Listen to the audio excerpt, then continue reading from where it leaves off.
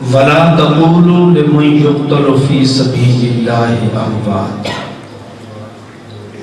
بَلْ أَحْيَاءٌ وَلَكِنْ لَا تَشْعُرُونَ قال رسول اللہ صلی اللہ علیہ وسلم الانبیاء احیاء فی قبورہم یصلون قال رسول اللہ صلی اللہ علیہ وسلم ان للہ ملائکۃ سیاحین فی الارض یبلغون من امت السلام قال رسول اللہ صلی اللہ تعالی علیہ وسلم ان اللہ حرم علی الارض ان تاکل اجساد الانبیاء والنبی اللہ حی یرزق قال رسول اللہ صلی اللہ علیہ وسلم من صلی علی عند قبری سمیتہ ومن صلی علی نائیا ابلغتہ صدق اللہ العظیم وصدق رسولہ النبی الکریم ونحن علی ذالک لمن الشاہدین والشاکرین والحمد للہ رب العالمین۔ درود پاک پڑھنے سارے حضرات۔ اللہم صلی علی محمد وعلی آل محمد کما صلیت علی ابراہیم وعلی آل ابراہیم۔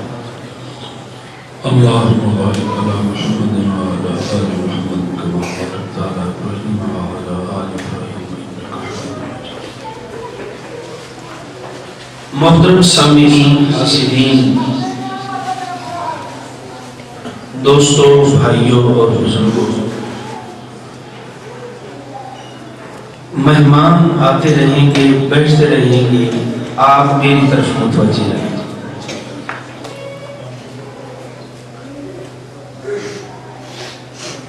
قرآن عزیز کی ایک آیت میں نے آپ کے سامنے پڑھی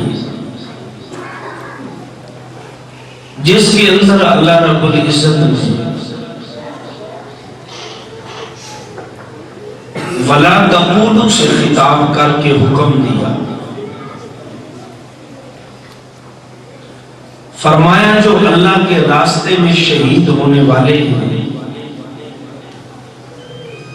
ان کو مردہ کہنے کی اجازت نہیں ہے۔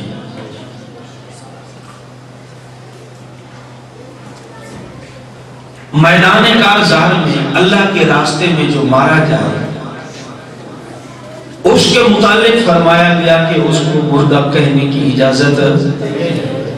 دیکھیں آپ جتنی توجہ کریں گے میں بات کہہ سکتا، توجہ نہیں کریں گے بات ختم کریں۔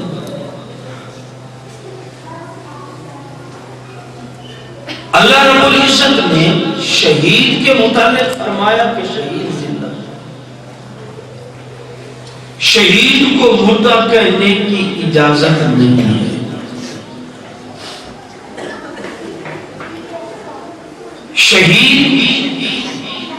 شہید ہونے سے پہلے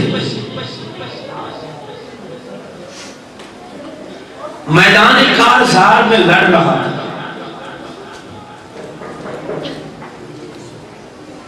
دیکھنے والے دو آدمی تھے، ایک کافر تھا ایک مومن تھا۔ اچھا، مجاہد اللہ کے راستے میں لڑ رہا ہے، دیکھنے والے کتنے تھے؟ دو۔ وہ دوڑ رہا ہے، وہ بھاگ رہا ہے، وہ بیٹھ رہا ہے، وہ تلوار مار رہا ہے، وہ نیزہ کھا رہا ہے، حرکت کر رہا ہے، لڑائی کر رہا ہے، دونوں کو نظر آ رہا ہے، مومن کو بھی اور کافر کو۔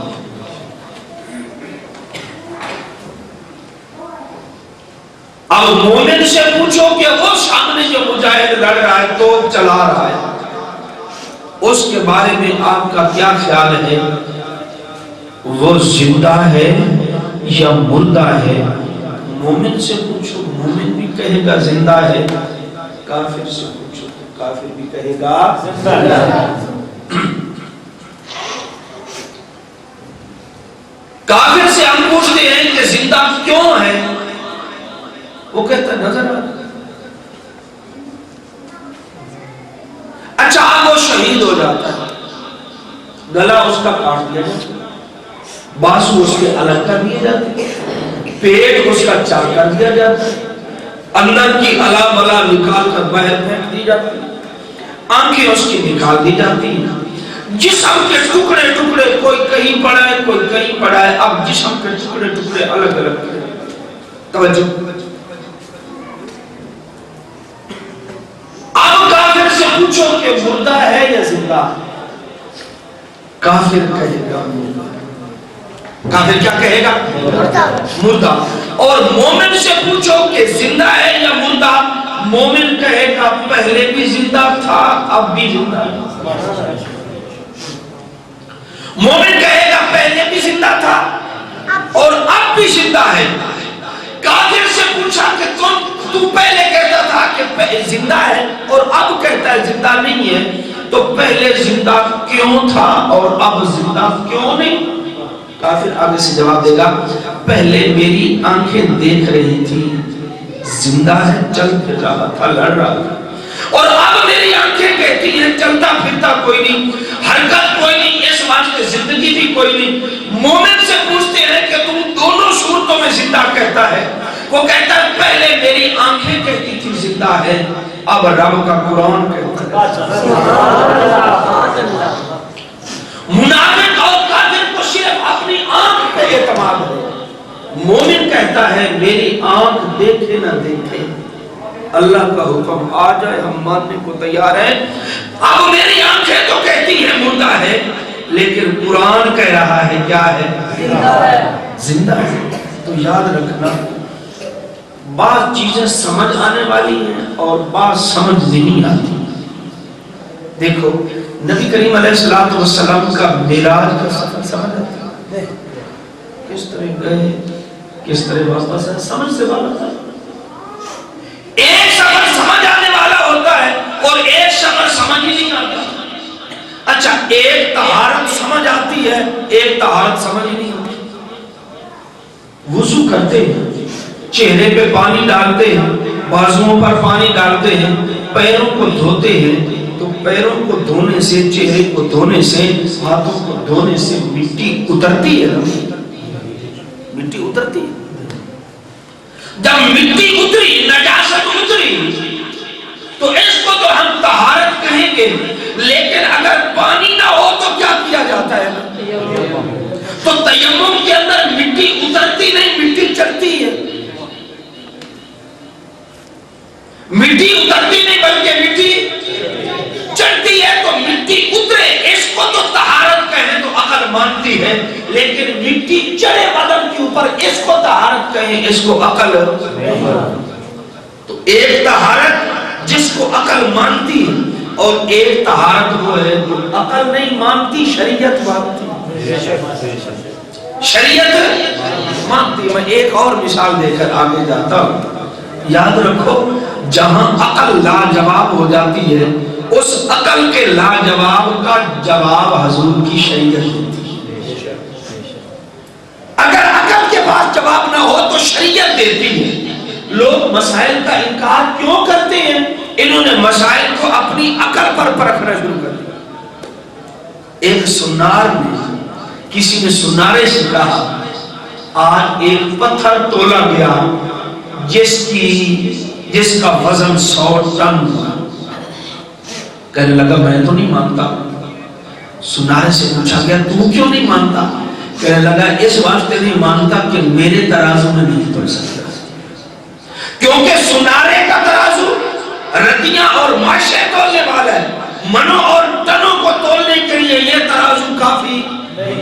وہ سمجھ رہا ہے کہ چونکہ میرے ترازو میں نہیں تول سکتا اس واسطے پتھر ہے کوئی۔ ہم کہیں گے تیرا ترازو چھوٹا ہے، کہیں تو بڑا ترازو ہوگا کہ نہیں؟ اس واسطے جو بندہ دین کے مسائل کو اپنی عقل پر پرکھے اور کہے میری سمجھ میں نہیں آتی، ہم کہتے ہیں تیری سمجھ میں آئے نہ آئے میرے مصطفیٰ کی سمجھ میں آ چکی ہے۔ ہمیں تیری سمجھ کا اعتبار نہیں، ہمیں میرے آقا نے فرما دیا ہے عقل میں آئے تب بھی مانتے ہیں، عقل میں نہ آئے تب بھی مانتے ہیں۔ اسی کا نام ایمان ہے، اسی کا نام ایمان ہے۔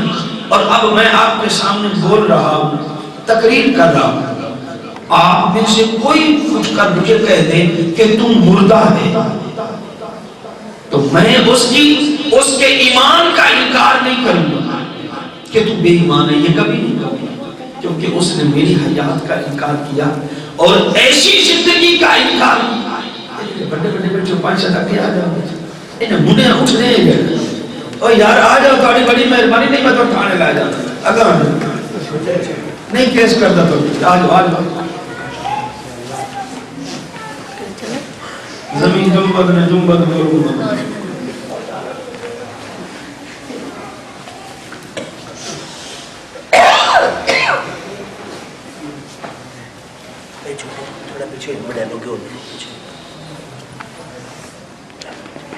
توجہ، زندگیاں دو ہیں، ایک زندگی وہ ہے جو آنکھوں سے نظر آتی ہے، کہیں گے کہ اس زندگی کا تعلق آنکھ کے ساتھ ہے، شعور کے ساتھ، اور ایک زندگی وہ ہے جو نظر نہیں آتی، اس کا نگاہ کے ساتھ کوئی تعلق نہیں، اس کا نظر کے ساتھ کوئی تعلق نہیں، اس زندگی کا تعلق ہے تو ایمان کے ساتھ، اس زندگی کا تعلق کس کے ساتھ ہے؟ ایمان کے ساتھ۔ خیال کرنا ذرا، یہ لائٹ جو جل رہی ہے، یہ پیچھے سے بجلی آ رہی ہے، یہ اس کے کنیکشن سے جل رہی ہے، اور یہ میری گھڑی جو چل رہی ہے، اس گھڑی کے اندر سیل ہے، اس سیل کی پاور پر چل رہی ہے، تو گھڑی کا تعلق کس کے ساتھ ہے؟ لائٹ کا تعلق کس کے ساتھ ہے؟ اس لائٹ کا تعلق میرے سیل کے ساتھ نہیں، اور میری گھڑی کا تعلق اس بجلی کے ساتھ ہے۔ اچانک لائٹ بند ہو جائے تو کوئی یہ کہے کہ لائٹ اس واسطے بند ہوگی کہ آپ کا سیل ختم ہو، یہ اس کا جواب غلط ہے کہ نہیں؟ غلط ہے نا۔ اچھا، لائٹ بند ہو جائے تو کوئی کہے کہ آپ کا سیل ختم ہوا ہے اس واسطے لائٹ بند ہو گئی، اور میری گھڑی بند ہو جائے، میں کہوں لائٹ چلی گئی ہے اس واسطے گھڑی بند ہو گئی، تو یہ جواب بھی ہے تو آج الف بے میں پڑھانا اور صوفی سمی ناظری میں اسبانی تو میں ہی سمجھ گیا دو کئی اداسی ہم سمجھتی تھا۔ اچھا، دو لائٹیں ہیں، گھڑی کا تعلق سیل، میں مثال دے رہا ہوں، سیل کے ساتھ ہے، اور اس لائٹ کا تعلق بجلی کے ساتھ ہے، ٹھیک ہے نہیں؟ اسی طرح دو زندگیاں ہیں، ایک تمہاری اور میری زندگی جو ہمیں نظر آ رہی ہے، اس زندگی کا تعلق نظر کے ساتھ ہے، اور جو شہید اور نبی کی زندگی ہے موت کے بعد، اس زندگی کا تعلق نظر کے ساتھ نہیں ہے، اس کا تعلق ایمان کے ساتھ ہے۔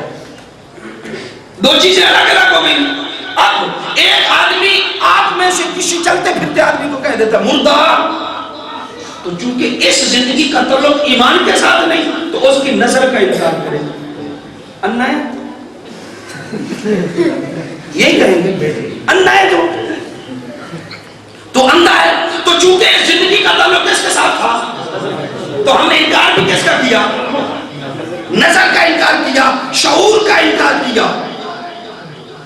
اور وہ جو شہید کی زندگی یا نبی کی زندگی قبر میں، اس زندگی کا تعلق نہ آنکھ کے ساتھ ہے، نہ شعور کے ساتھ ہے، نہ نظر کے ساتھ ہے، نہ رویت کے ساتھ ہے، نہ دیکھنے کے ساتھ ہے، اس کا تعلق ایمان کے ساتھ ہے۔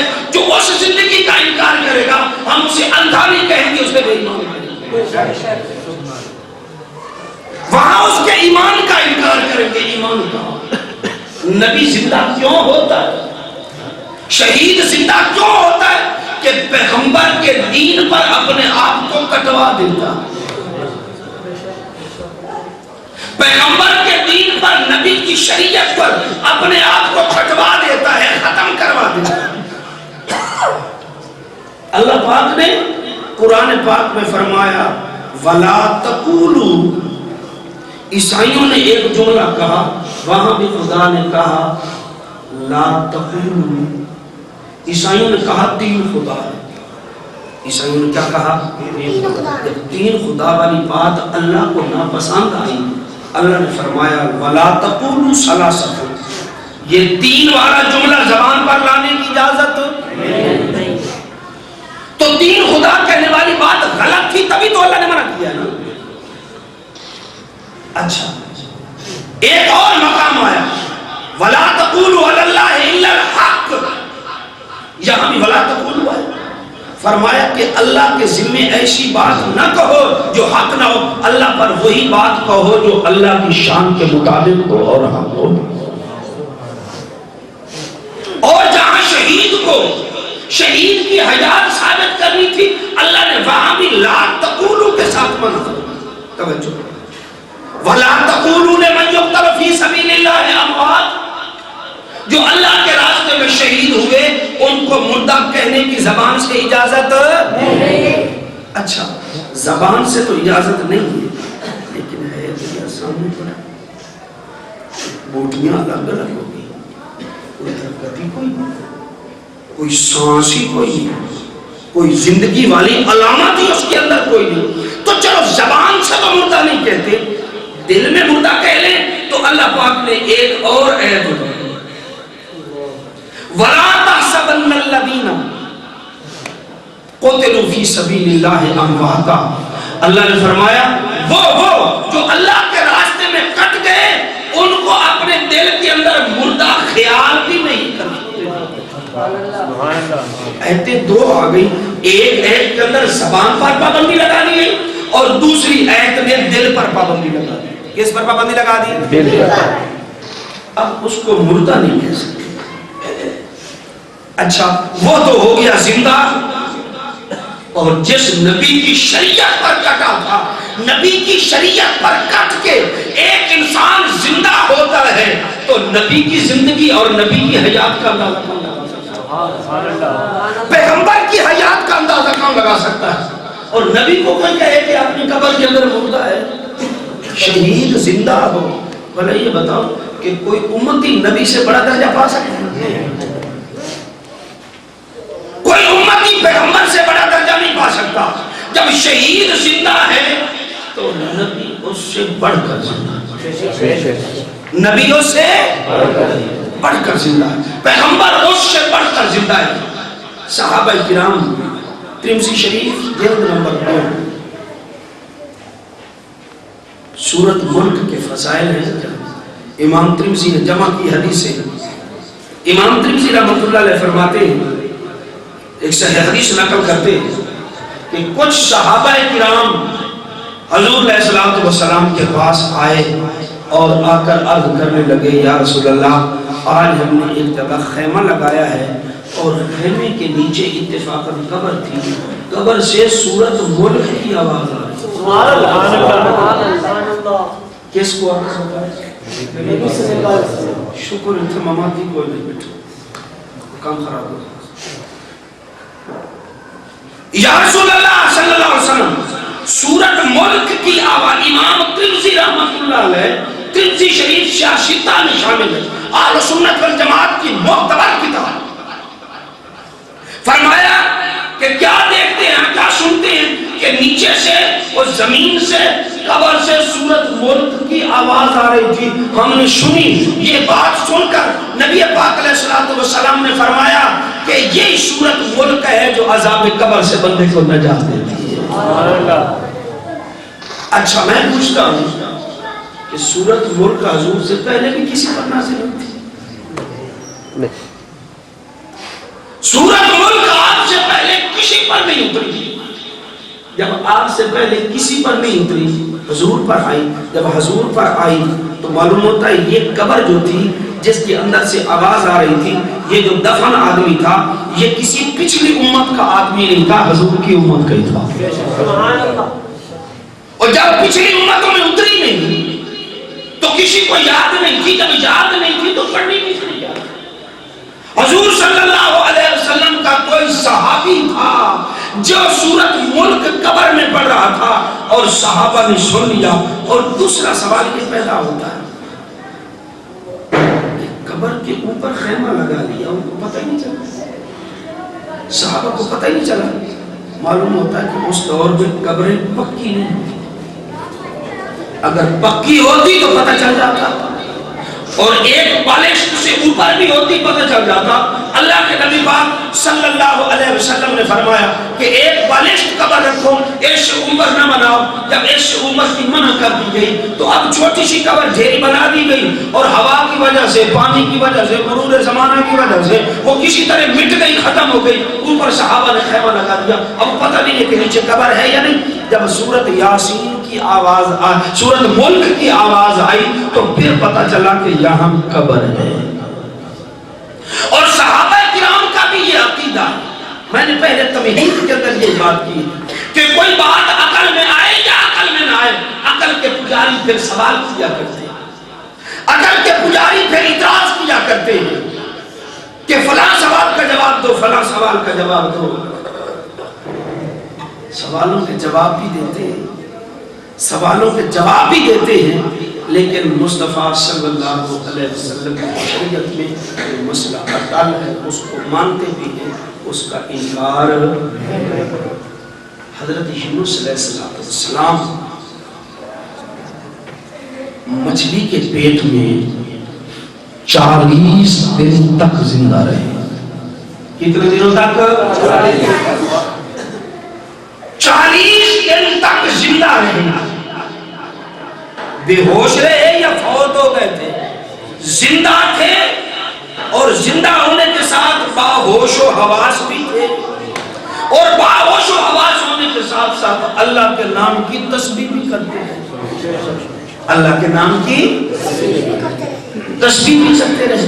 اللہ پاک نے قرآن میں فرمایا لولا انہ کان من المسبحین للبث فی بطنہ الی یوم یبعثون۔ میرا یونس اگر میرے نام کی تسبیح نہ کرتا تو قیامت تک اسی طرح مچھلی کے پیٹ میں رہتا، اسی طرح مچھلی کے پیٹ میں رہتا۔ تو جن لوگوں کو یہ بات سمجھ نہیں آتی، یہ بات سمجھ نہیں آتی کہ پیغمبر اپنی قبر میں زندہ کس طرح ہے، ہم کہتے ہیں اسی طرح ہے جس طرح یونس مچھلی کے پیٹ میں تھا۔ اللہ رب العزت اپنے نبی کو ایک جانور کے پیٹ میں زندہ بٹھا کر، باہوش و حواس بٹھا کر اپنے نام کی تسبیح اور عبادت کروا سکتا ہے، تو قبر کے اندر بھی اپنے نام کی تسبیح اور عبادت کروا سکتا ہے۔ اللہ کروا سکتا ہے۔ نبی کریم علیہ السلام معراج کی رات جا رہے ہیں اور آگے ایک قبر آ گئی۔ مسلم شریف جلد نمبر 2 صفحہ نمبر 268، آگے ایک قبر آ گئی۔ حضور علیہ السلام فرماتے ہیں کہ سرخ رنگ کا ٹیلا تھا، اس کے قریب میں نے قبر دیکھی، اور قبر کے اندر دیکھا موسیٰ علیہ السلام کھڑے ہو کر نماز پڑھ رہے تھے۔ کون نماز پڑھ رہے تھے؟ نبی ہیں، نبی قبر کے اندر قیام کی حالت میں نماز پڑھ رہے ہیں۔ حضور فرماتے ہیں مررت علی موسیٰ لیلۃ اسری بی عند الکثیب الاحمر وہو قائم یصلی فی قبرہ۔ موسیٰ کو میں نے دیکھا، سرخ ٹیلے کے قریب ان کی قبر تھی، اور اپنی قبر کے اندر کھڑے ہو کر نماز ادا فرما رہا تھا۔ اب اندر نماز پڑھنے والا کون ہے؟ بولو کون ہے؟ دیکھنے والا۔ نماز پڑھنے والا بھی نبی اور دیکھنے والا بھی نبی، نماز پڑھنے والا بھی سچا اور دیکھ کر بیان کرنے والا بھی۔ نہ اندر والے کی نماز میں شک ہو سکتا ہے، نہ باہر والے کی زبان پر۔ اندر جو اندر نماز پڑھ رہا ہے اس پر شک کرنے والا اور اس کا منکر بھی دائرہ اسلام سے خارج ہے، اور جو باہر دیکھ کر بتانے والا ہے اس کا منکر بھی دائرہ اسلام سے خارج ہے۔ میں دیکھتا، کوئی اور دیکھتا، کوئی عالم دیکھتا، کوئی بڑا دیکھتا، کوئی مفتی دیکھتا، کوئی قاری دیکھتا، تو آپ انکار کر دیتے کہ بات غلط ہے۔ ایک واقعہ وہ ہے جس کو حضور کے صحابہ نے دیکھا، سورت ملک کی آواز سنی، حضور کو جا کر بتائی، اللہ کے نبی نے تصدیق کر دی. اور دوسرا واقعہ خود حضور علیہ السلام نے جناب موسیٰ کو دیکھا قبر میں نماز پڑھتے. کون انکار کرے؟ کون انکار کرے؟ اب یہاں فوراً سوال بنا لیتے ہیں کہ یہ نبی پاک علیہ السلام کا یہ معجزہ تھا, یہ حضور کا معجزہ تھا. یاد رکھنا موسیٰ علیہ السلام کا قبر میں نماز پڑھنا یہ حضور کا معجزہ نہیں تھا. قبر میں جناب موسیٰ کا نماز پڑھنا یہ حضور کا معجزہ نہیں تھا. باہر سے کھڑے ہو کر دیکھ لینا یہ حضور کا معجزہ. بات سمجھا؟ باہر سے اندر جناب موسیٰ کو دیکھنا یہ جناب موسیٰ کا معجزہ. جناب موسیٰ علیہ السلام کا نبی پاک علیہ السلام کا معجزہ تھا. جناب موسیٰ کو دیکھ لے. نماز پڑھنا ایک الگ چیز ہے, دیکھ لینا ایک.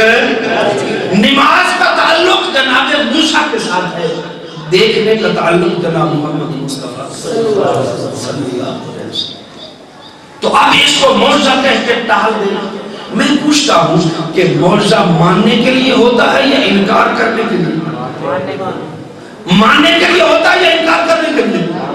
جس نے نبی کا معجزہ مانا اس نے نبی کو بھی مانا, اور جس نے معجزہ نہیں مانا اس نے نبی کو بھی. ابو جہل نے معجزہ نہیں مانا, نبی کو بھی. ابو بکر صدیق نے معجزہ مانا, نبی کو بھی مانا. تو جو معجزہ مانتے ہیں وہ نبی کو بھی مانتے ہیں, اور جو معجزے کے منکر ہیں وہ پیغمبر کے بھی منکر ہیں. اگر یہ بالفرض والمحال, بالفرض اگر یہ معجزہ بھی ہوتا تو پھر بھی ماننا چاہیے تھا. لیکن میں عرض کر رہا ہوں کہ موسیٰ علیہ السلام کا نماز پڑھنا جناب رسول پاک صلی اللہ علیہ وسلم کا معجزہ نہیں, بلکہ باہر سے کھڑے ہو کر دیکھ لینا یہ حضور کا معجزہ ہے. میں مثال دیتا ہوں, مثال دیتا ہوں. نبی پاک صلی اللہ علیہ وسلم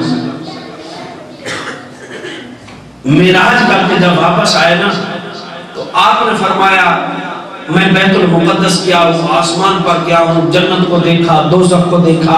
یہ سارے واقعات بیان اللہ کے نبی فرما رہے ہیں. مشرکین سوال کرتے ہیں کہ آپ اگر بیت المقدس گئے ہیں تو بتاؤ بیت المقدس کے دروازے کتنے, کھڑکیاں کتنی, بالیں کتنے, شتیر کتنے. میں اب آج آپ کی مسجد میں آیا ہوں, مجھے نہیں پتا یہاں پلر کتنے. بتائیے گننے تو نہیں نہ آتا, یہ کو گننے تو نہیں نہ آتا.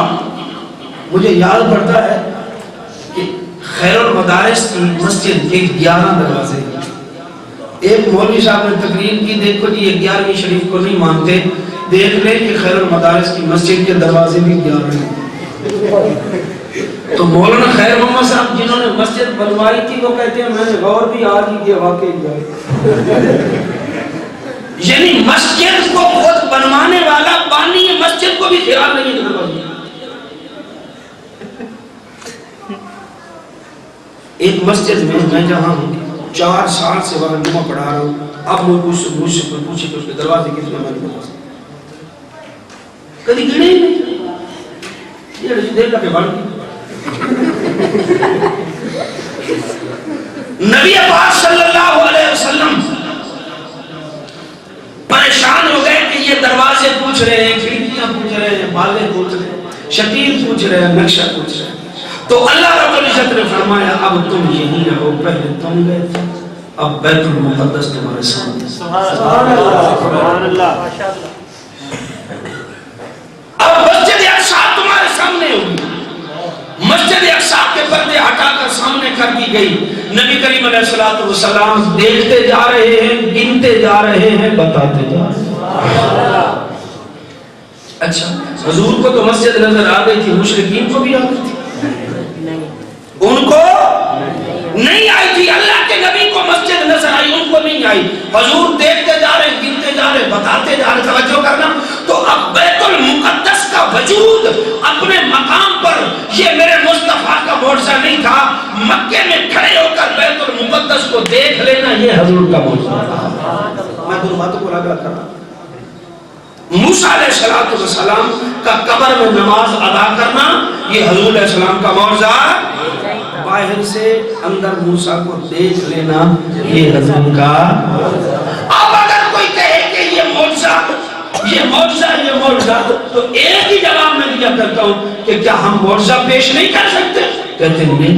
میں نے کہا اگر ہم معجزہ پیش نہیں کر سکتے تو پورا قرآن حضور کا معجزہ ہے، تم بھی ایت پیش نہیں کر سکتے۔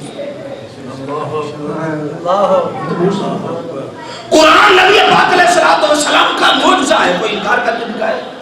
اگر معجزہ نہیں پیش کیا جا سکتا تو ایت بھی پیش نہیں پیش۔ ہمیں اگر منع ہے اسی تے جڑے وٹے نال توڑ کے دینے ہیں انہیں وٹے نال توڑ کے لینے ہیں۔ ہمارے اوپر جو شرائط لگاؤ گے ہم وہی ہیں۔ اور یاد رکھنا یہ مسئلہ حیات النبی کا مسئلہ کوئی اختلافی مسئلہ نہیں ہے، 14 صدیوں کا اتفاقی مسئلہ ہے، یہ اجماعی مسئلہ ہے، اتفاقی مسئلہ ہے۔ اور بعض کہہ دیتے ہیں کہ یہ اختلافی ہے، بعض کہتے ہیں اس کی ضرورت نہیں۔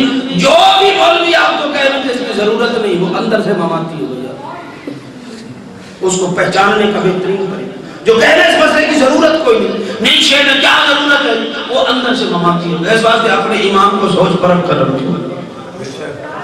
نبی کریم علیہ السلام کا روضہ جنت ہے یا نہیں؟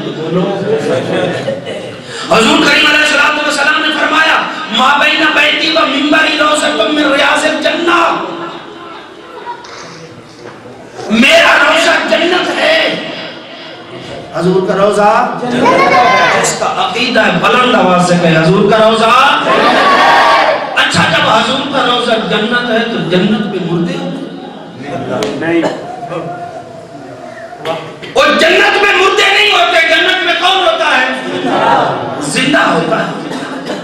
ایک پارٹی آئی انہوں نے کہا نبی کا روضہ ہی جنت نہیں ہے، نہ رہے بانس نہ بجے بانسیں۔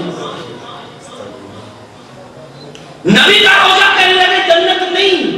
ہم نے پوچھا کیوں؟ توجہ، کہتے ہیں کہ اگر نبی کے روضے کو جنت مانتے ہیں تو ابو بکر عمر کو جنتی ماننا پڑتا ہے۔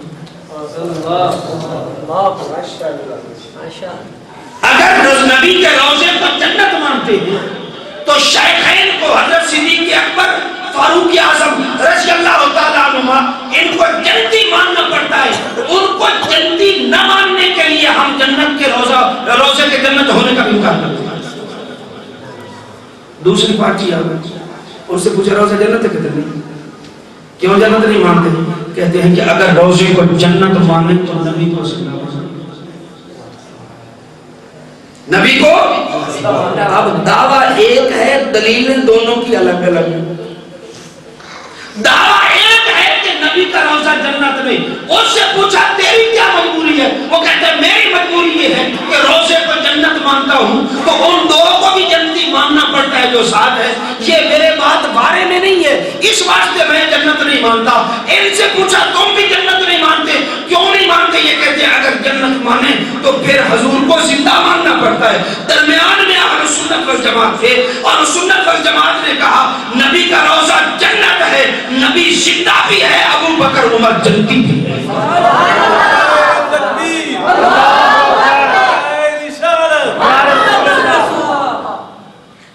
نبی کریم علیہ السلام نے فرمایا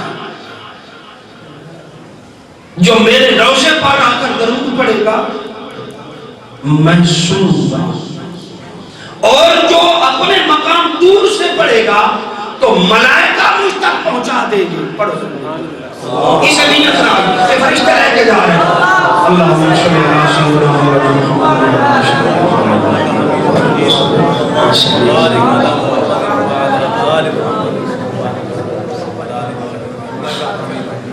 اچھا یہ درود آپ نے پڑھ لیا، یہ کدھر گیا؟ حضور کے روضے کہاں گیا؟ حضور صلی اللہ علیہ وسلم کے روضے پر۔ توجہ، تحفے دو قسم کے ہوتے ہیں، سوغات دو قسم ہوتے ہیں۔ ایک سوغات وہ ہوتی ہے کوئی تحفہ کسی کو دے رہا ہے، یہ ہم نے ایک چیز پکائی ہے گھر میں بڑی اچھی ہے، کھا لیں، حضرت کو پیش کر مجھے پیش کر کھا لو، بڑی اچھی چیز ہم نے تیار کی ہے، کھا لو، یہ بھی تحفے کا طریقہ۔ یہ تو لیکن ایک خاص اور خاص کچھ لوگ ہوتے ہیں وہ کہتے ہیں یہ تحفہ آپ کے لیے بھی ہے اور آپ کے بچوں کے لیے بھی ہے. توجہ, جو تحفہ اس شاعر کو بھی دے اور اس کو بچوں میں بھی بچوں کو بھی ساتھ شامل کر لے, وہ زیادہ پیارا لگتا ہے کہ نہیں لگتا؟ صاحب اولاد کوئی بیٹھے تو بولے دیکھو ایک آدمی مجھے چیز دیتا کہتا ہے کھا لو, میں نے کھا لی, تو پھر ایک اور ڈبہ بھر کے دیتا کہ یہ بچوں کی خوشی ہوگی. درود ایک ایسا تحفہ ہے, درود ایک ایسی سوغات ہے کہ امت جب بھی پیش کرتی ہے کہتی ہے اے اللہ کے رسول یہ آپ کے لیے بھی, آپ کی آل کے واسطے بھی, یہ آپ کے واسطے بھی, آپ کی آل بھی اس میں شامل ہے. تو یاد رکھو ایک ہے صرف نبی کریم علیہ السلام کو تحفہ پیش کرنا, ایک ہے ساتھ آل کو بھی شامل کرنا. میرے نبی کتنے خوش ہوتے ہیں, معلوم ہوتا ہے جو نبی کی آل کو ساتھ شامل کرتا ہے وہ خاص و خاص. وہ کیا ہے؟ فقیر کی دو قسمیں ہوتی ہیں. ایک فقیر وہ ہوتا ہے جو مانگتا, دو مجھے کچھ یہ فقیر بھی, اور ایک وہ فقیر ہے آپ کے دروازے پر بھی کبھی آتے ہو مانگتا کچھ نہیں, دروازے پہ کھڑا ہو کے تواڈے بچے جیوندے رہن, تواڈا گھر بسدا رہے, تواڈے اللہ کام میں برکت پاوے, اللہ تواڈے رزق میں برکت پاوے, مانگتا ان کو دعا کرتا ہے, ان کے بچوں کو دعائیں کرتا جا رہا ہے, ان گھر والوں کو دعائیں کرتا جا رہا ہے. اچھا یہ سمجھدار تو یہ گھر والے کچھ دیں گے یا نہیں دیں گے؟ ایک تو وہ کہتا مجھے دو, اور ایک مانگتا نہیں ہے صرف دعا کرتا جا رہا ہے اللہ اللہ, اس کو دیں گے بلکہ زیادہ دیں گے. تو ایک وہ ہے جو کہتا ہے اللہ دے, ایک ہے جو کہتا ہے اللہ دے, یہ بھی ایک سائل ہے, ایک یہ بھی سوالی ہے. ایک وہ ہے جو اللہ سے مانگتا نہیں, وہ کہتا ہے اللہم صلی علی محمد, اے اللہ مصطفیٰ پر رحمت بھیج. اللہ فرماتے ہیں مصطفیٰ پر تو رحمت جا رہی ہے, ایک مرتبہ کہنے سے 10 مرتبہ تیرے اوپر رحمت.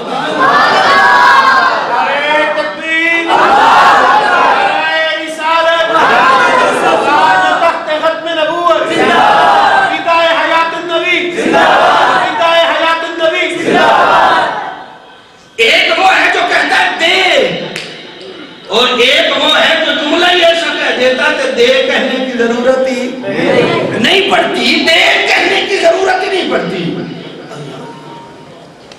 اللہم صلی علی محمد. اچھا قرآن پاک میں آیا, قرآن پاک میں آیا یا ایھا الذین آمنوا صلوا علیہ وسلموا تسلیما. دو چیزیں صلو وسلم, یہ دو جملے آئے, صلاۃ بھی پڑھو اور سلام بھی, سلام بھی پڑھو. اچھا ہم پڑھتے ہیں صلی اللہ علیہ, یہ صلاح کے اندر صلاۃ آ گئی, سلم کے اندر سلام آ گئی, دو چیزیں ہو گئی. اللہ پاک نے فرمایا صلاۃ بھی پڑھو اور سلام بھی, یہ دونوں. اللہ پاک نے ہمیں کہا یار کوئی تھوڑی سی غور کرو, مجمع ذوق والا نہ ہو تو میرا ذوق بھی اونچا ہو جائے. اچھا اللہ نے فرمایا میرے نبی پر درود بھیجو, اللہ نے یہ فرمایا میرے نبی پر درود بھیجو. ہم نے کہا اللہم صلی علی محمد, اللہ تو بھیج. توجہ, کوئی صاحب دانش بیٹھا ہے تو میری بات کی طرف توجہ کرے. اللہ نے کہا تم بھیجو, ہم نے کہا اللہ بھیجو. فرمایا اللہ نے فرمایا تم بھیجو, ہم نے آگے سے کہا اے اللہ ہماری زبان کہاں, تیرا مصطفیٰ کہاں, ہم کہاں, تیرا نبی کہاں, ہم کتنے گھٹیا, تیرا نبی کتنا اعلیٰ, ہم کون ہیں تیرے نبی کے لیے رحمت کی دعا کرنے والے. اللہ تو اپنے نبی کی شایان شان خود ہی بھیج, اللہ تو خود ہی بھیج دے. اللہ نے فرمایا میں نے تیرے حوالے کیا تھا, تم نے بندے میرے حوالے کر دیا, اب دیکھنا میرے مصطفیٰ پر بھی رحمت جائے گی, اور ایک مرتبہ تیرے حوالے کرنے کی وجہ سے 10 مرتبہ تیرے اوپر. حضور صلی اللہ علیہ وسلم کے روضے پر جاتے اور یہاں وہاں جو درود پڑھے نبی پاک علیہ السلام خود جو کہتے ہیں نا نہیں سنتے، اللہ کرے ان کا نہ سنے ہمارا جو کہتے ہیں نا نہیں سنتے، میں اللہ کرے تو نہ سنے ساڑھا سن رہے۔ ایک شفاعت کا منکر مجھے ملا، میرا مناظرہ اس سے ہو رہا تھا، کہنے لگا حضور صلی اللہ علیہ وسلم شفاعت کریں گے؟ میں نے کہا بے شک لا شک شفاعت کریں گے۔ کہنے لگا کس طرح کریں گے؟ میں نے کہا یہ بحث کرے گا لمبی تو بات جلدی ختم کرتے ہیں، تو کچھ لوگ تماشبین بھی تھے بات سننے والے کو بولنے کی کرتے تھے۔ میں نے کہا قیامت کے دن حضور میں دعا کرتا ہوں تو آمین کہہ دے، قیامت کے دن حضور میری شفاعت کر دے تیری نہ کرے۔ میں کہا آمین آمین، اگر نہیں کریں تو میری بھی کریں گے،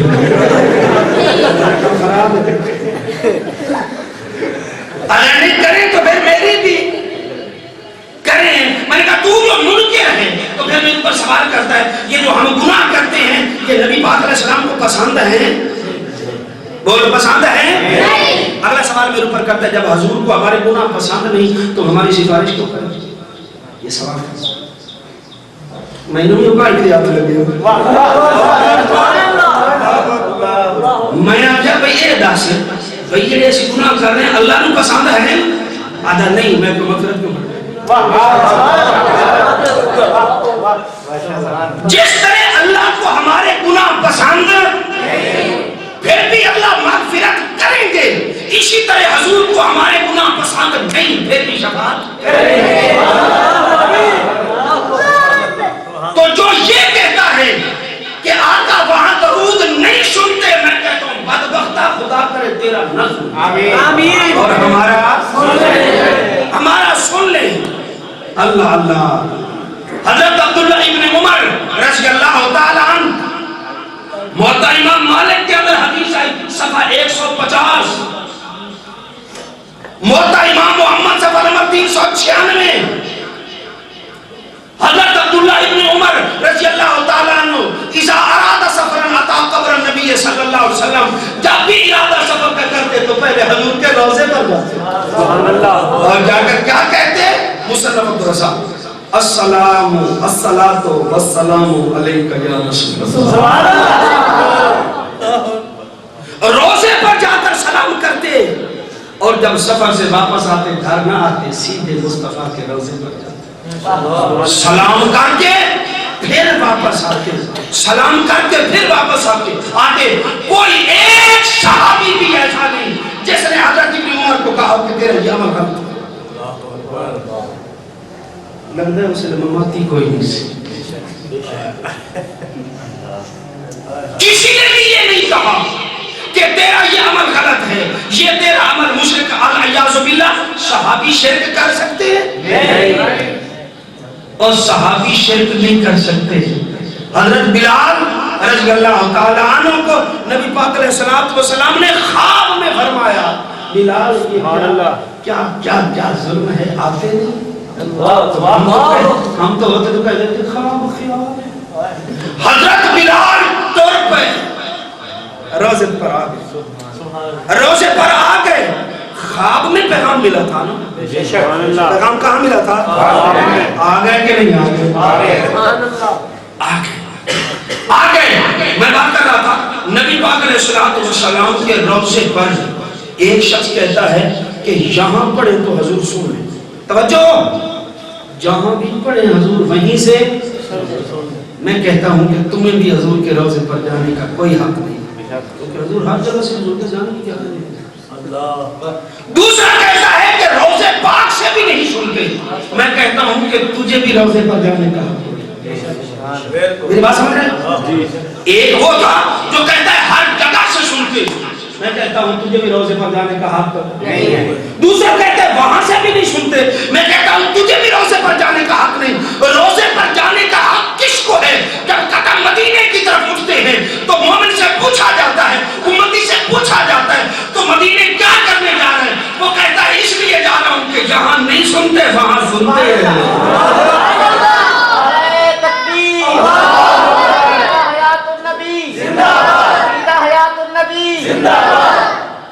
یہاں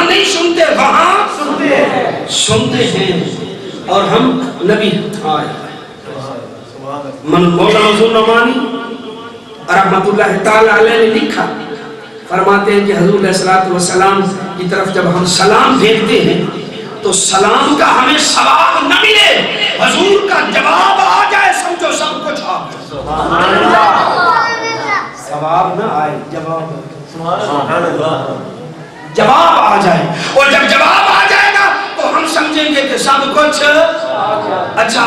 میں سلام بھیجتا ہوں حضور رحمان صاحب کو، ایک دفعہ پہنچ جاتا ہے، دوسری دفعہ کسی اور کے ہاتھ بھیج دیتا ہوں، تیسری دفعہ کسی اور کے ہاتھ بھیج دیتا ہوں۔ یہاں میں نے 10 دفعہ سلام جو بھیجا، ان تک میرا سلام پہنچا، سچ بتاؤ جب 10 دفعہ ان تک میرا سلام پہنچے گا، ان کے دل میں میری محبت آئے گی کہ نہیں آئے گی؟ آئے گی، بالکل آئے گی۔ جب نبی پاک علیہ السلام پر بار بار ہم درود پڑھیں گے تو حضور کے دل میں امتی کی محبت آئے گی کہ نہیں آئے گی؟ امتی کی حضور کے دل میں محبت آئے گی، بس محبت آ گئی، بات بن گئی۔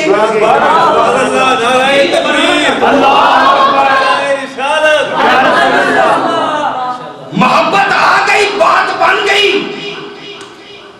بے مایا ہی صحیح لیکن شاید کہ وہ بلا بھیجی، بے مایا ہی صحیح لیکن شاید کہ وہ بلا بھیجے، بھیجی ہے درودوں کی کچھ ہم نے بھی سوگات دی،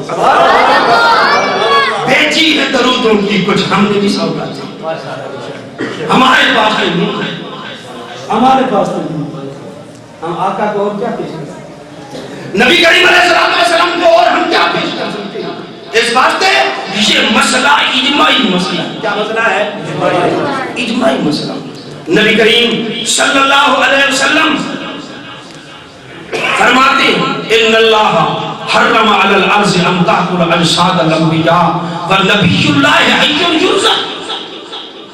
فرمایا گیا کہ بے شک اللہ تعالیٰ نے زمین پر نبیوں کے بدن حرام کر دیے، زمین پر نبیوں کے بدن حرام کر دیے، زمین نبی کو نہیں کھا سکتی۔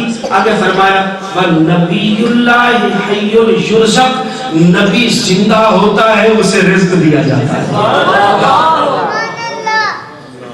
جو بھی دنیا سے چلا جائے اس کی بیوی آگے نکاح کر سکتی ہے، قاسم بھائی اس کی بیوی آگے نکاح کر سکتی ہے، لیکن پیغمبر فوت ہو جائے، قرآن نے کہا وَلَا أَن تَنْكِحُوا أَزْوَاجَهُ مِن بَعْدِهِ أَبَدًا، پیغمبر کے دنیا سے رخصت ہونے کے بعد کسی کے لیے یہ جائز نہیں ہے کہ نبی کی بیوی سے نکاح کرے۔ جس عالم کی تفسیر اٹھا کر دیکھو، اسی عالم نے لکھا ہے کہ نبی کی زوجہ سے اس لیے نکاح نہیں ہو سکتا کہ نبی زندہ ہے۔ نبی کیا ہے؟ ہر بندہ فوت ہوتا ہے، اس کی بیوی اس کے نکاح سے نکل جاتی ہے، لیکن پیغمبر کی وفات کے بعد بھی پیغمبر کی بیویاں نبی کے نکاح کے اندر ہی رہتی ہیں۔ اچھا، بعض لوگ یہ کہہ دیتے ہیں کہ وہ روحانی مائیں ہیں اس لیے ان سے نکاح نہیں ہو سکتا۔ مسئلہ ایک سمجھاتا جا رہا ہے، ایک ہوتی ہے روحانی ماں، ایک ہوتی ہے نسبی ماں۔ اچھا، یہ مسلمان جو سارے اللہ نے فرمایا انما المؤمنون اخوۃ، مسلمان سارے آپس میں بھائی بھائی ہیں، یہ قرآن کی آیت ہے نا؟ تو ہم آپس میں کیا ہوئے؟ بھائی بھائی۔ روحانی یا جسمانی؟ روحانی یا جسمانی؟ ایمانی، روحانی، قرآنی، ایمانی، روحانی، قرآنی بھائی ہوئے۔ اچھا، تو جن عورتوں سے ہم نکاح کرتے ہیں وہ کیا لگی ہماری؟ حل کرو گا مسئلہ۔ جن عورتوں سے ہم نکاح کرتے ہیں وہ ہماری کیا لگی؟ تجھے بولو نہ بولو میں نو بہنا روحانی، جسمانی اور نسبی نہیں۔ وہ کیوں ہم بھائی بھائی اور وہ کیا ہوئی؟ بہنیں ہوئی، تو روحانی بہن کے ساتھ نکاح ہو سکتا ہے۔ سبحان اللہ، روحانی بہن کے ساتھ نکاح مسئلہ سمجھانا چاہتا، روحانی بہن کے ساتھ نکاح ہو سکتا ہے۔ اچھا، نبی ساری امت کا روحانی باپ ہے کہ نہیں ہے؟ روحانی باپ ہے یا نہیں ہے؟ نبی کی امت کی عورتیں جو ہیں یہ نبی کی کیا لگی؟ بیٹی۔ حضرت عائشہ نے نکاح کیوں؟ حضرت حفصہ کے ساتھ نکاح کیوں ہوا؟ حضرت زینب کے ساتھ نکاح کیوں ہوا؟ حضرت ام حبیبہ کے ساتھ نکاح کیوں ہوا؟ معلوم ہوتا ہے کہ روحانی بیٹی کے ساتھ بھی نکاح، ورنہ نبی کا نہ ہوتا۔ ساری عورتیں اتنی امت کی عورتیں، امت کی بیٹیاں تھی، اور نبی کی جو روحانی بیٹی کے ساتھ بھی نکاح ہو سکتا ہے، روحانی بہن کے ساتھ بھی نکاح ہو سکتا ہے۔ روحانی دلہ سے کٹ کے کل میں فتوہ نہ لگا دی، میں مولوی صاحب آ کے بہن نہ نکاح کر دیتا میں تو پیچھے رہا کٹ دیتا اگلا صحیح ہے۔ بددیانت ایسے بھی بددیانت دنیا کے اندر ہے۔ ایک مولوی صاحب پنجابی ہے بعض علاقے کے اندر نا پیاز نو آدھے دوسرے نو سود نو بیاج، بیاج پنجابی کے اندر مولوی صاحب تقریر کرتے رہے بیاج حرام ہے، بیاج حرام ہے۔ صبح لوگ ڈنڈے لے کے آگئے، تو مولوی صاحب کہا دے بیاج حرام، بیاج بیاج کی بنا دیتا۔ تو تم بھی یہ نہ کرنا نا۔ میں نے کہا روحانی بہن، مثال میں نے دی ہے قرآن سے، اور روحانی بیٹی کے ساتھ نکاح کرنا جائز ہے۔ اچھا جب روحانی بیٹی کے ساتھ بھی جائز ہے، روحانی بہن کے ساتھ بھی جائز ہے، تو روحانی ماں کے ساتھ جائز کیوں نہیں؟ روحانی ماں کے ساتھ کیوں جائز ہے؟ میں جس استاذ کے پاس پڑھا ہوں اس کی بیوی میری روحانی ماں ہے۔ آپ جس استاذ کے پاس قرآن پاک پڑھے ہیں اس کی بیوی، اس مولوی صاحب کی، اس استاد کی بیوی آپ کی روحانی۔ اگر استاد فوت ہو جائے تو شرعاً اس کے ساتھ نکاح کرنا جائز ہے؟ بولو یار، گل سمجھانا چاہنا۔ اچھا اس کے ساتھ اس کے معلوم ہوتا ہے روحانی ماں کے ساتھ نکاح بھی جائز ہے۔ توجہ، جب روحانی ماں کے ساتھ بھی جائز ہے، روحانی بیٹی کے ساتھ بھی جائز ہے، روحانی بہن کے ساتھ بھی جائز ہے، اگر پیغمبر کی بیویوں کے ساتھ نکاح حرام اللہ نے کرا دیا، صرف روحانیت منع ہوتی تو نکاح ہو جاتا۔ معلوم ہوتا ہے جہاں روحانیت منع نہیں ہے، اس واسطے جو مانے ہیں نکاح سے وہ پیغمبر کی حیات ہے اور کوئی چیز ہے۔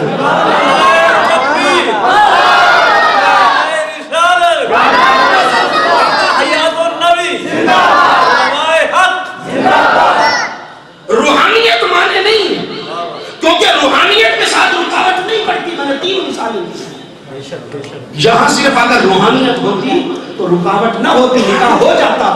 معلوم ہوتا روحانیت نہیں کوئی اور چیز ہے تو پردہ ہٹایا میں نے، پردہ ہٹا دیا تو معلوم ہوتا ہے مولانا قاسم نانوتوی رحمۃ اللہ تعالیٰ نے یہی بات، ہمارے سارے اکابر نے یہ بات لکھی ہے کہ نبی زندہ ہوتے ہیں اس واسطے نبیوں کی بیویوں سے نکاح، یہ تو قرآن کا مسئلہ ہے۔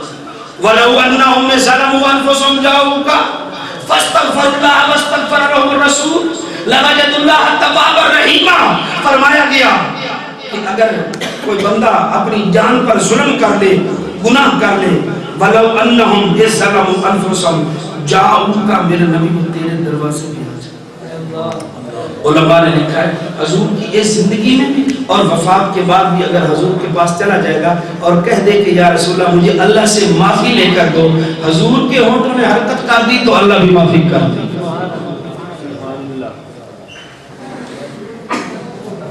اللہ رب العزت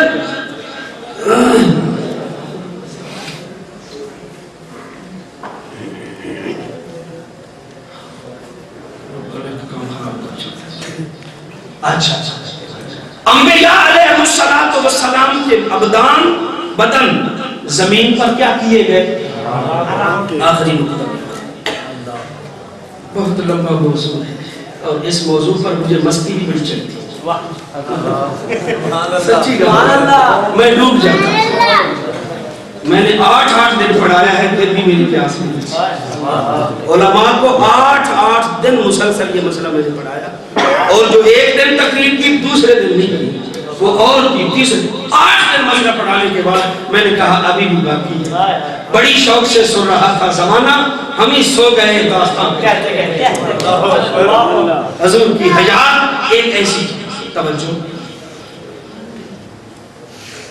ایک چیز کھائی جاتی ہے، ایک کھانے والا تو کھانے والے کو کہتے ہیں آکل، ہم سے آکل، اور جو چیز کھائی جاتی ہے اسے کہتے ہیں ماکول، کھائی معقول کھائی ہوئی چیز. توجہ. تو جب کسی چیز کو عاقل پر حرام کیا جاتا ہے تو اس کی دو وجہ میں سے ایک وجہ ضرور ہوتی ہے. دو وجہوں میں سے ایک وجہ ضرور ہوتی ہے. یا وہ چیز کھانے والے کی شان کے مطابق نہیں ہوتی. توجہ ہے. وہ چیز اتنی ہلکی اور اتنی گھٹیا ہوتی ہے کہ وہ کھانے والے کی شان کے برابر نہیں ہوتی. خنزیر جو اللہ نے حرام کر دیا, کیوں تمہارے اوپر حرام کیا؟ کہ محمد مصطفیٰ کی امت کی شان بہت بلند ہے, وہ بہت گندی. تو یہاں کباہت معقول کی ہے, عاقل کی نہیں. عاقل انسان ہے. خنزیر کو حرام کیا گیا. عظمت کس کی ثابت ہوئی, خنزیر کی یا انسان کی؟ اور کبھی کسی چیز کو حرام کیا جاتا ہے وہاں کھانے والے کی عظمت نہیں ہوتی, اس چیز کی عظمت ہوتی ہے جو کھائی جائے گی. اس کی عظمت کی وجہ سے اس چیز کو حرام کر دیا جاتا ہے. انسان پر حرام ہے. انسان کا گوشت کیوں؟ کہ انسان اتنا عظیم ہے کہ انسان اسے نہیں کھا سکتا. تو کبھی عظمت عاقل کی کھانے والے کی اور کبھی عظمت معقول کی جس کو کھایا جاتا ہے. یہاں مولانا قاسم نانوتوی رحمۃ اللہ علیہ اجوبہ اربعین کے اندر یہ نکتہ لکھتے ہیں کہ انبیاء کے جسموں کو زمین پر کیوں حرام کیا گیا. یہاں عظمت مٹی کی نہیں, عظمت نبیوں کے جسموں کی. عاقل کی نہیں, معقول کی عظمت ہے. معقول کی عظمت ہے. یہ مٹی, اور مٹی تیری کیا ضرورت ہے؟ پیغمبر کو تو آگ بھی نہیں جلا سکتی اور نبی کو تو آگ بھی نہیں جلا سکتی. انسان چار چیزوں سے بنا. توجہ ہے سب کی؟ تھوڑا سا بکواس کیا. انسان چار چیزوں سے بنا, مٹی, آگ, ہوا اور پانی. جن سے بنا یہ چاروں انسان پر غالب ہیں. پانی میں ڈوب جاتا ہے, آگ میں جل جاتا ہے, ہوا میں غرق ہو جاتا ہے, مٹی میں دھنسا جاتا ہے. یہ چاروں چیزیں انسان پر, یہ چاروں چیزیں انسان پر, انسان مخلوق جو کہو, یہ چاروں چیزیں حاکم, انسان محکوم. لیکن نبی وہ ہوتا ہے جو ان چاروں پر غالب ہو. نبی وہ ہوتا ہے جو ان چاروں پر, نبی وہ ہوتا ہے جو ان چاروں پر, نبی ہوا پر غالب. مسجد نبوی کے دروازے سے ایک آدمی اندر آیا, صحابی تھا. حضور خطبہ ارشاد فرما رہے, ہاتھ اونچا کر کے کہتا ہے, ہلکنا یا رسول اللہ, اللہ کے حبیب ہم ہلاک ہو گئے. حضور نے فرمایا کیا ہوا؟ کہتا ہے اتنے سال ہو گئے مدینے میں بارش نہیں ہوئی, بارش ہونی چاہیے. نبی پاک علیہ الصلوۃ والسلام نے ہاتھ اٹھائے. صحابہ فرماتے ہم دیکھ رہے تھے آسمان پر بادل کا کوئی ٹکڑا نہیں تھا. حضور نے ہاتھ اٹھائے, بادل آئے. سبحان اللہ. حضور نے ہاتھ اٹھائے, بادل آئے. حضور نے ہاتھ ملائے, بادل مل گئے. سبحان اللہ. ہاتھ اٹھائے, بادل آئے. حضور نے ہاتھ ملائے, بادل مل گئے. ابھی تک چہرے پہ ہاتھ نہیں پھیرا تھا, چماچم بارش ہوئی. جمعہ بارش, سارے لوگ بھیگ گئے, بارش میں گھر گئے. جمعہ بارش, ہفتہ بارش, اتوار بارش, سوموار بارش, منگل بارش, بدھ بارش, جمعرات بارش. پھر جمعہ آ گیا, بند نہیں ہوئی. پھر جمعہ, پھر وہی خطبہ, وہی مسجد, نبی پاک علیہ الصلوۃ والسلام. پھر وہی صحابی ہاتھ اٹھا کے کہتا ہے الکنا یا رسول اللہ, اے اللہ کے حبیب ہم برباد ہو گئے. حضور نے فرمایا پچھلے جمعے بھی تم نے یہی کہا تھا. کہتا ہے یا رسول اللہ پہلے آتی نہیں تھی, اب رکتی نہیں ہے. پہلے آتی نہیں تھی, اب روکنے کا انتظام کرو. توجہ کر, میں مثال دے رہا ہوں کہ نبی بادلوں اور ہوا پر بھی غالب ہے. حضور نے یہ انگلی اٹھائی, فرمایا اللہم حوالینہ ولا علینا, اللہم حوالینہ ولا علینا. اللہ ہمیں ضرورت نہیں کسی اور طرف بادلوں کو لے جا. صحابی گواہ ہیں, کہتے ہیں جس طرح نبی کی انگلی گھومتی تھی بادل بھی گھومتے تھے.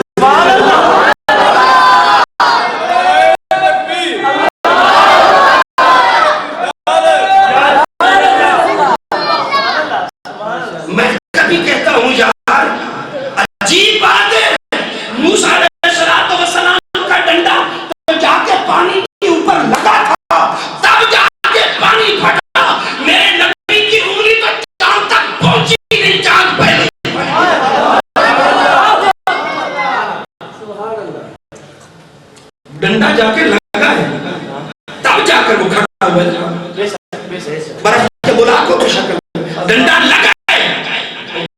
مصطفیٰ کی انگلی چاند کو لگی نہیں، چاند کو لگی نہیں۔ ابراہیم علیہ السلام پیدا ہوئے، جوان ہوئے، نبوت ملی، ہاتھ میں کلہاڑا اٹھایا، گئے جا کے بتوں کو گرایا۔ ابراہیم گئے، بت گرے، مارا تب بت گرے۔ حضور دنیا میں ابھی آئے ہی نہیں، ابھی آئے تھے بت گئے۔ ابراہیم آگ میں گئے تب پوچھی، اللہ اکبر، سمجھ آ رہی؟ ابراہیم آگ میں گئے تب پوچھی، حضور آگ میں نہیں، ابھی دنیا میں آئے، آتش کا دریان پہلے آتش کا، آگ میں نہیں گئے، دنیا میں آئے، دنیا میں آئے، آتش کا دریان پہلے ہی۔ تو میں کہہ رہا نبی پاک علیہ السلام نے انگلی اٹھائی، فرمایا اللہم حوالین ولا علینا۔ حضرت سلیمان علیہ السلام کا تخت فضا پر اڑتا تھا یا نہیں اڑتا تھا؟ ظالم عمر دا حکم تا دریاوی مندے پہنکو کے دا بدبخت تو پانی پر غالب پیالہ کم ہو گیا صحابی کا۔ صحابی کہتا ہے او دریا تجھے پتہ ہونا چاہیے ہم حضور کے غلام ہیں، ہمارا پیالہ واپس کر۔ اللہ اکبر، دریا معافی پہ منگتا اور جنگل کے شیر، جنگل کے جانور اور درندے مصطفیٰ کے صحابہ کا احترام کرتے ہیں، اپنی پشت پر بٹھا کر قافلے سے ملا دیتے وہ درندے تو احترام کرتے تھے لیکن اب درندے نہیں کرتے۔ اب کچھ درندے ایسے ہیں جو نہیں سمجھے، وہ نہیں، اب وہ احترام نہیں کرتے۔ نبی ہوا پر غالب، نبی پانی پر غالب، نبی آگ پر غالب، نبی آگ پر غالب، نبی آگ پر مثال دے قرآن کیا کہہ رہا ہے؟ قرآن کہتا ہے ابراہیم علیہ السلام آئے، اللہ پاک نے فرمایا یا نارو اے آگ، اے اللہ آواز دے رہے نا آگ، آگ سنتی نہ ہوتی تو آواز کیوں دے گی؟ آگ سن رہی تھی، حضور نہیں سن رہی۔ یا نارو کونی بردم و سلام علی ابراہیم، ٹھنڈی ہو جا، ٹھنڈی ہو جا۔ یہ واقعہ تم نے سنا ہوگا ہے۔ اللہ تعالیٰ رضی اللہ تعالیٰ عنہ فرماتے ہیں دوپہر کا وقت ہے، میرے پاس مہمان آ گئے اور مہمانوں کو جو میں نے کھانا دیا ایک کپڑے میں، اور اس کپڑا کچھ میلا تھا، تو آنے والے مہمانوں نے کپڑے کو دیکھ کر تھوڑے سے نفرت کا اظہار کیا اور پیشانی پر پالا گیا، قریبی تنور جل رہا تھا۔ حضرت انس فرماتے ہیں میں نے وہ کپڑا اٹھایا، اٹھا کر تنور میں ڈالا اور تھوڑی دیر کے بعد گھما کر نکالا تو صاف ستھرا تھا۔ کیا تھا؟ صاف ستھرا تھا۔ مہمان حیران ہو گئے کہ آپ کا کام ہے کپڑے کو جلانا، لوگ صابن سے کپڑے دھوتے، انس تم آگ سے دھوتے ہو؟ کہنے لگے نہ پوچھو راز، ان کا نہیں بتاؤ، ان کا نہ پوچھو، انہیں کہا بتاؤ۔ فرمانے لگے جس طرح تم آئے دوپہر کے وقت آئے ہو، میرے آقا بھی ایک طرح اسی طرح آئے تھے، اور میں نے اس رومال کے ساتھ حضور کی پیشانی سے پسینہ صاف کیا تھا۔ وہ دن گیا، آج کا دن آیا، جب سے حضور کی پیشانی صاف کی تھی میں نے کبھی صابن سے نہیں دھویا، جب بھی ضرورت پڑتی آگ میں ڈال دیتا ہوں تو ساری میل جل جاتی ہے، کپڑا محفوظ ہے۔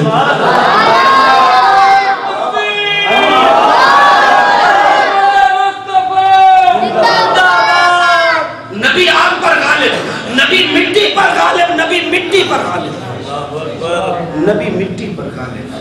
حضور علیہ السلام چلتے ہیں اور ایک صحابی دوڑتا ہے، کہتا ہے میں دوڑتے دوڑتے بھی نہیں مل سکا شمائل ترمذی، میں دوڑتے دوڑتے بھی نہیں مل سکا۔ حضور چلتے ہیں، میں دوڑتا ہوں، حضور پھر آگے نکل جاتے ہیں۔ اچانک جو میں نے زمین کی طرف دیکھا کأنما الارض تطوی لہ، تو زمین حضور کے قدموں کی طرف سمٹ کر آئی، زمین سمٹ کر آ رہی تھی۔ تو یہ چاروں چیزیں انسان پر کیا رہتی ہیں؟ اور نبی اس کو کہتے ہیں جو ان چاروں پر قبر کے اندر مٹی انسان کے اعضاء ختم کر دیتی ہے، جس کی اللہ چاہے باقی رہتے ہیں، لیکن انبیاء کے لیے قانون ہے کہ قبر کے اندر نبی کا جسم محفوظ رہتا ہے۔ نبی پاک علیہ الصلوۃ والسلام کا بدن اطہر اپنے روضہ پاک میں اس طرح تر و تازہ ہے، اس قدر ہمارا بدن بھی تر و تازہ نہیں، پھول کی پتیاں پھول پر اتنی تر و تازہ نہیں ہوتی جتنی مصطفیٰ کا جسم اپنے روضے میں تر و تازہ، مچھلی پانی میں اتنی تر و تازہ نہیں ہوتی جتنا نبی کا جسم روضے میں۔ اچھا، نبی کریم صلی اللہ علیہ وسلم پر روضے پر جا کر درود پڑھے تو میرے آقا خود اور یہاں پڑھے تو فرشتے لے جاتے، یہاں پڑھے تو فرشتے لے جاتے۔ یہ پوری امت کا میرے دوستو اجماعی عقیدہ ہے، جو اس عقیدے کا انکار کرے اس کا اہل سنت والجماعت سے کوئی تعلق نہیں، وہ اہل بدعت ہے۔ علماء دیوبند کا فتویٰ ہے کہ اس کے پیچھے نماز نہیں ہوتی۔ آخر دعوانا الحمدللہ رب العالمین۔